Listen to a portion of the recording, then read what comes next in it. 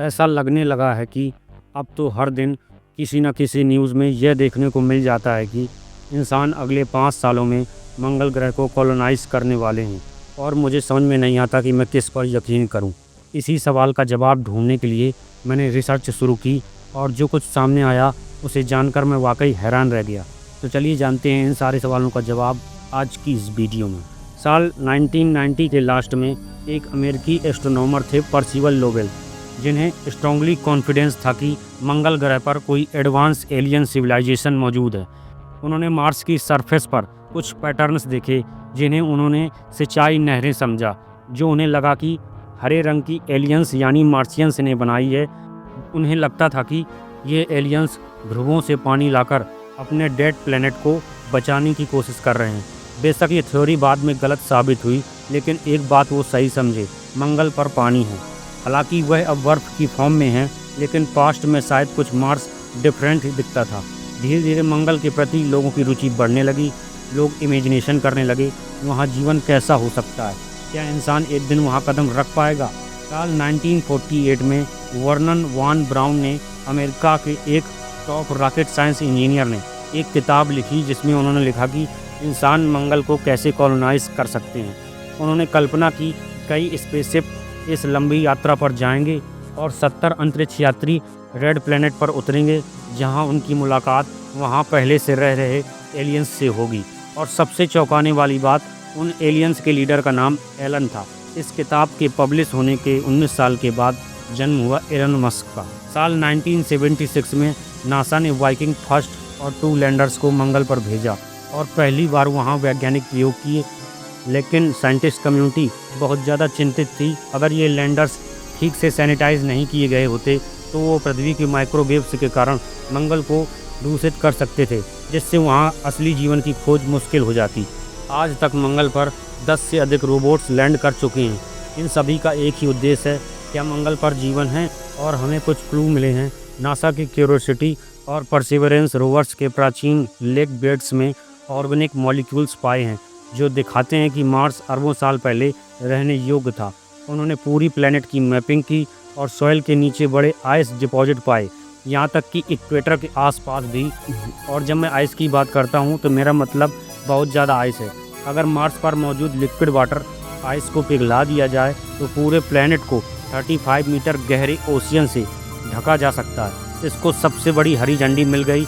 Mars में पानी और CO2 रिच एटमॉस्फेयर है, जिससे फ्यूल, ऑक्सीजन, पीने का पानी और भी चीज़ें मिल सकती हैं। लेकिन ये सारे रिसोर्सेज निकालना काफ़ी मेहनत का काम है।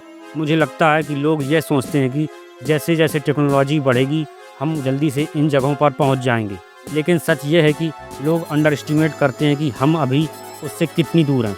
पर मार्स पर जाना ही क्यों है?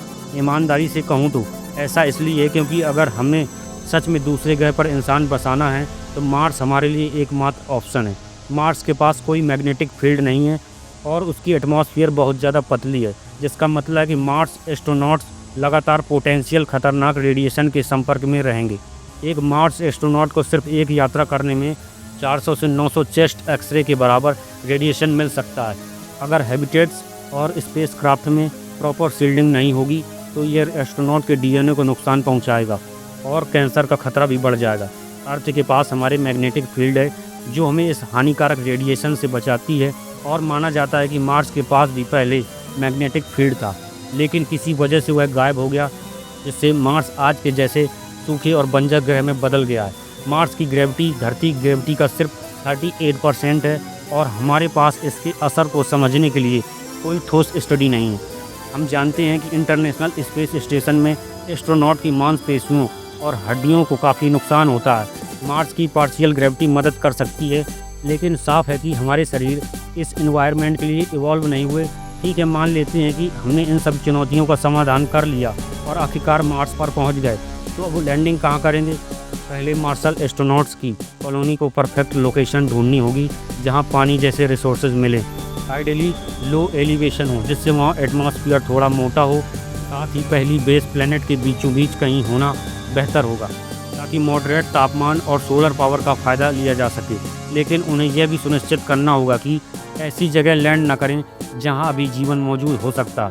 अगर वे वहां लैंड करेंगे, अपने माइक्रोवेव्स फैला देंगे और फिर साइंटिस्ट उस लैंडिंग साइट की मिट्टी की टेस्टिंग करेंगे, तो यह तय कर पाना बहुत मुश्किल होगा कि कौन माइक्रोवेव्स मार्स के हैं और कौन से अर्थ से आए हैं। तो कैसे पक्का करें कि हमें कहीं लैंड करने से पहले लाइफ चेक करने का तरीका चाहिए ताकि हम उसे ख़राब न कर सकें। आखिरकार हमारा अल्टीमेट गोल यही है कि हम जानना चाहते हैं कि वहाँ लाइफ है। इनका मिशन है मार्स सैंपल रिटर्न मिशन। असल में परसिवियरेंस रोवर पिछले कुछ सालों से मार्स की मिट्टी से यह ट्यूब्स कलेक्ट कर रहा है जो अभी मार्स पर है और इंतज़ार कर रहे हैं कि उन्हें वापस लाया जाए। असल में इस पूरे मिशन की सबसे बड़ी प्रॉब्लम है पैसा। अगर आप आज की टेक्नोलॉजी के हिसाब से जैसे एक पाइनएप्पल को ही इंटरनेशनल स्पेस स्टेशन पर भेजना चाहें तो उसकी कीमत करीब $2000 होगी, लेकिन मार्स तक वही चीज़ भेजने में लाखों डॉलर लग सकते हैं। अब सोचिए, सिर्फ एक एस्ट्रोनॉट को मार्स तक भेजने के लिए, वो भी उसके सारे गियर्स के साथ, आपको करीब 10 सैटर्न V रॉकेट्स जितना पेलोड चाहिए होगा। लेकिन एलोन मस्क का एक सपना है कि मार्स पर जाना इतना सस्ता कर देना है कि कोई भी इंसान कुछ लाखों डॉलर बचाकर वहां जा सके। पर वो ऐसा करने का प्लान कैसे बना रहे हैं? अगर आप ट्रेडिशनल रॉकेट्स का इस्तेमाल करें तो आज के हिसाब से आप और आपका परिवार मार्स पर जाएं, इसकी कीमत हो सकती है $10 अरब से भी ज़्यादा। लेकिन अगर आप एक फुली रीयूजेबल रॉकेट बनाएं तो ये चीज़ें समझ में आने लगती हैं। अब तक का सबसे बड़ा पावरफुल रॉकेट जो कभी बनाया गया है और जो मार्स के जाने के लिए तैयार है वो है स्टारशिप। एलन मस्क वाले प्लान की प्लानिंग हमेशा स्टारशिप ही रही है। स्पेस एक्स को ऐसा लगा कि मार्स को कमर्शियली पॉसिबल बनाने के लिए हमें एक कम्प्लीटली डिफरेंट रॉकेट की ज़रूरत होगी। ऐसा रॉकेट जो बहुत सारा माल बहुत सस्ते में ले जा सके, और इसी वजह से उन्होंने स्टारशिप को 3 मेन आइडियाज़ के साथ डिज़ाइन किया। फुल्ली रीयूजेबल रॉकेट मतलब रॉकेट अपने डेस्टिनेशन तक जाए, कार्गो ड्रॉप करे और फिर वापस अर्थ पर लौट आए और अर्थ पर लौट कर दोबारा इस्तेमाल हो। रिफ्यूलिंग इन ऑर्बिट, पहले रॉकेट को ऑर्बिट में लॉन्च करो, फिर वहाँ से मार्स तक जाने वाला फ्यूल भरो। इससे इनिशियली लॉन्च कॉस्ट काफ़ी कम हो जाती है। फ्यूल बनाना मार्स पर ही ताकि वापसी की यात्रा के लिए स्टारशिप को वहीं से एनर्जी मिल सके। और इन सब के लिए उन्होंने स्टारशिप को स्टेनलेस स्टील से बनाया क्योंकि ये कार्बन फाइबर या एल्यूमिनियम के मुकाबले काफ़ी सस्ता पड़ता है। और इसका नतीजा यह है कि बीस्ट जैसा रॉकेट जो कैपेबल है 100 टन का कार्गो मास ले जाने का। सुनने में यह सब तो अमेजिंग लगता है, लेकिन स्टारशिप की आज की रियलिटी अभी तक 8 स्टारशिप लॉन्च हो चुकी हैं, जिसमें से 4 सक्सेसफुल रही हैं और 4 फेल हो गई। सबसे रीसेंट लॉन्च में उन्होंने बूस्टर को सक्सेसफुली कैच कर लिया, जो रॉकेट को ऑर्बिट तक पहुंचाने वाला स्टेज होता है, लेकिन अपर स्टेज लूज हो गया इंजन फेलियर की वजह से। लेकिन ऑनेस्टली यही तो एक्सपेक्टेड था। अभी भी यह रॉकेट डेवलप हो रहा है और हर लॉन्च से स्पेस एक्स कुछ नया सीख रहा है ताकि वह डिज़ाइन को परफेक्ट बना सकें।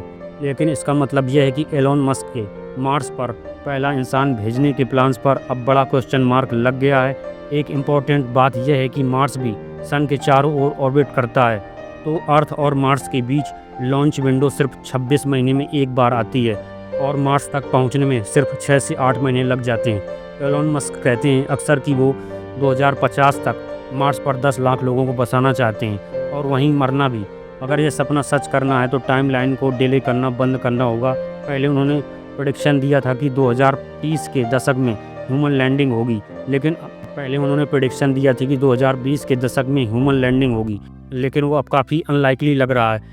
पहली क्रूज़ मार्स मिशन के लिए सबसे बड़ा चैलेंज होगा ड्यूरेशन। अगस्त 2033 में लॉन्च करते हैं तो एस्ट्रोनॉट मार्स 2034 तक मार्स पहुंचेंगे। उसके बाद अगली सप्लाई लोग 2035 के एंड तक ही भेज सकेंगे। उन्हें इतने टाइम तक बिना अर्थ की हेल्प के सर्वाइव करना होगा।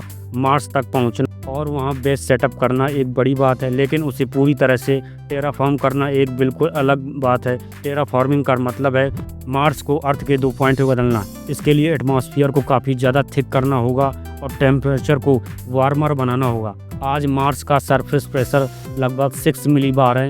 इंसानों के लिए यह 100 से ऊपर होना चाहिए। इसी तरह वहाँ का एवरेज टेम्परेचर आज से करीब 67 डिग्री सेल्सियस है। हमें इसे 0 डिग्री सेल्सियस से ऊपर ले जाना होगा ताकि पानी लिक्विड फॉर्म में स्टेबल रह सके। अगर हम यह कर पाते हैं तो इंसान सिर्फ ऑक्सीजन और मास्क और एक जैकेट पहनकर आराम से बाहर घूम सकते हैं। लेकिन असली सवाल यह है कि यह कैसे करेंगे। इट्स पॉसिबल, अगर ये एटमॉस्फेयर को बढ़ा देंगे तो प्रॉब्लम खुद ब खुद सॉल्व हो जाएगी। लेकिन हम अर्थ का एटमॉस्फेयर बोतल में भरकर मार्स तक तो नहीं ले जा सकते। इसका सोल्यूशन है मार्स की फ्रोजन आइस और सॉइल में मौजूद सारा CO2 रिलीज़ करना। मार्स की पोलर आइस ड्राई आइस से बनी हुई है, तो अगर हमें उसे गैस में बदलना है और सारी CO2 ज़मीन से निकाल लें, तब भी हम अपने प्रेशर से सिर्फ आधे रास्ते तक ही पहुंच पाएंगे, यानी करीब 50 मिलीबार मार्स की स्टोरेज में बस इतनी CO2 ही है वो पूरे प्लेनेट को उतना गर्म कर सके जितना ज़रूरी है। और यह तो छोड़िए, इन CO2 आइस कैप्स को मेल्ट करने के लिए हमें अर्थ की टोटल इलेक्ट्रिसिटी से 80,000 गुना ज़्यादा एनर्जी चाहिए होगी। जैसे एटमॉस्फेयर में trillions of tons dust add करना या नाइट्रोजन रिच कॉमेंट्स को मार्स से टकराने के लिए रीडायरेक्ट करना। लेकिन यह सबसे टेक्नोलॉजी अभी सिर्फ थियोरेटिकल है और शायद इन्हें डेवलप करने में सेंचुरीज लग जाएंगे। तो ऑनेस्टली मुझे नहीं लगता कि हम मार्स को जल्दी से टेराफॉर्म कर पाएंगे। हाँ, ये पॉसिबल है कि हमारी लाइफ टाइम मार्स में छोटी सी कॉलोनी बन जाए, लेकिन यह सोचना मार्स अर्थ 2.0 जैसा कोई थ्राइविंग सिविलाइजेशन बनेगा, वो नियर फ्यूचर तो नहीं होने वाला है। पर्सनली मुझे बस यही उम्मीद है कि यूनिवर्स को एक्सप्लोर करने और ह्यूमैनिटी को एक्सपेंड करने की कोशिशें हम कहीं ओवर स्टेप ना कर जाएं और मार्स पर लाइफ को ढूंढने का अपना मौका खुद ही बर्बाद कर बैठें।